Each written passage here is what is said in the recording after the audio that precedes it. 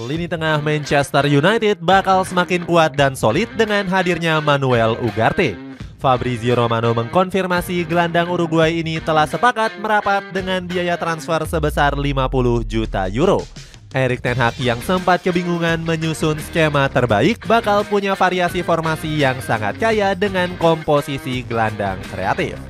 Cetak Gol coba merangkum cerahnya regenerasi gelandang Manchester United sebagai berikut.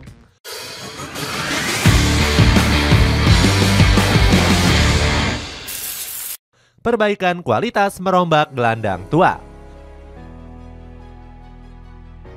Sektor lini tengah menjadi pekerjaan rumah yang berat untuk Erik ten Hag di musim ini. Pelatih asal Belanda itu harus merombak total komposisi gelandang demi bersaing di perebutan juara. Pasalnya, lini tengah setan merah tampil hancur-hancuran karena sering blunder di musim lalu. Casemiro yang menjadi pilar kunci bahkan dihujat habis-habisan oleh banyak pundit dan legenda. Jamie Carragher menyebut gelandang Brazil ini sudah nggak pantas bermain di Premier League. Legenda Liverpool itu menyarankan Casemiro untuk segera pindah ke MLS atau Liga Arab Saudi. Hujatan keras dari Carragher terbilang wajar karena kondisi fisik sang gelandang semakin menurun. Badan Casemiro bahkan sempat terlalu gemuk hingga dituduh obesitas di musim lalu. Selain itu, ex-pemain Real Madrid ini juga keseringan cedera sampai absen dalam 17 laga dalam satu musim. Hasilnya Ten Hag nekat membuang sejumlah pemain yang kurang kontribusi. Mantan pelatih Ajax Amsterdam ini dirumorkan bersedia melepas Scott McTominay dan Christian Eriksen. Keduanya bakal dijual untuk menambah pundi-pundi uang demi membeli gelandang anyar. Namun Manchester United punya pengalaman buruk terlalu sering ditikung oleh klub-klub rival. Salah satunya gagal merekrut Joao Neves dari Benfica akibat kalah bersaing dengan Paris Saint-Germain. Kemudian setan merah juga nggak berhasil mendatangkan Amadou Onana dari Everton. Gelandang asal Belgia ini lebih memilih hengkang ke Aston Villa dibandingkan Manchester United. Kembalinya performa gacor Casemiro.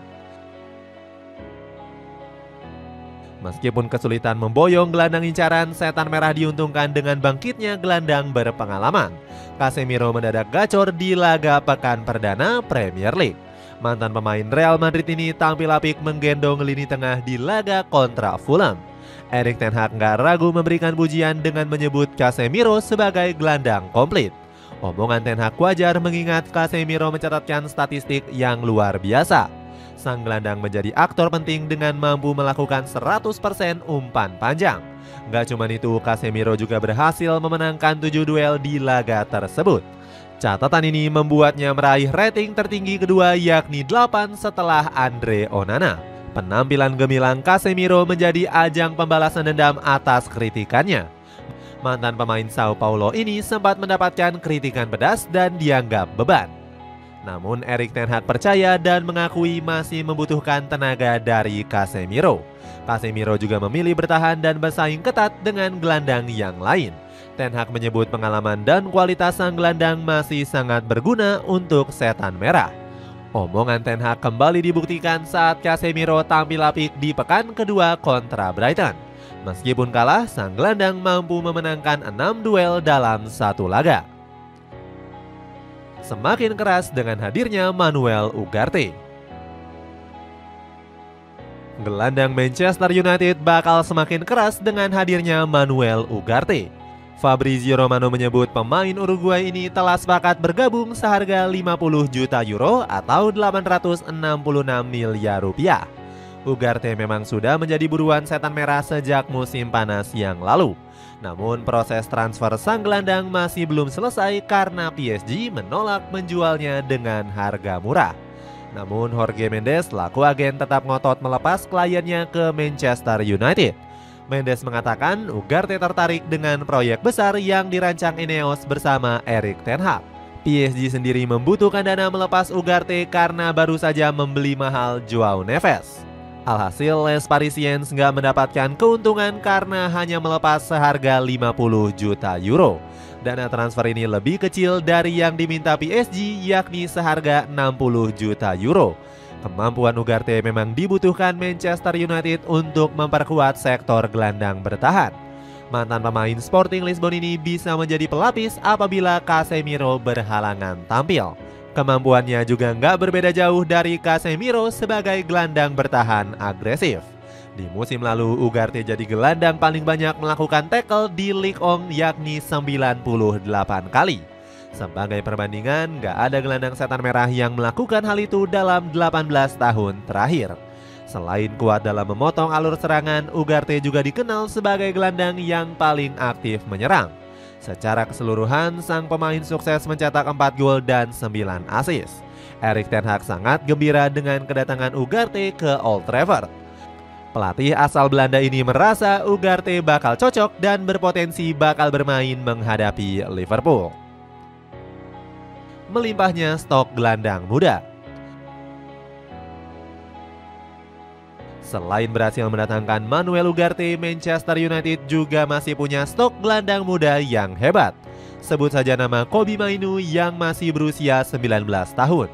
Gelandang kelahiran Stockport ini pertama kali diterbitkan oleh Erik ten Hag di musim 2022-2023 lalu. Akan tetapi lonjakan performanya dia baru alami di musim lalu. Secara keseluruhan, Mainoo bermain sebanyak 35 laga di semua kompetisi dengan catatan 5 gol dan 3 assist. Performa gemilangnya bahkan mendapatkan pujian dari Casemiro. Casemiro mengatakan Mainoo bakal menjadi pemain bintang setan merah di masa depan. Sejalan dengan Casemiro, Rio Ferdinand juga mengaku performa sang gelandang alami peningkatan pesat. Legenda setan merah ini mengingatkan performa Mainoo seperti Clarence Seedorf. Selain Mainoo, Manchester United juga punya sosok Toby Collier di posisi gelandang. Pemain 20 tahun ini punya gaya permainan yang unik dengan pandai menjaga tempo lewat umpan-umpan aman. Selain itu, Collier juga sigap turun mengisi sisi celah kosong saat bertahan. Kepiawaian pemain jebolan Akademi Setan Merah ini sudah dipantau sejak final Piala FA.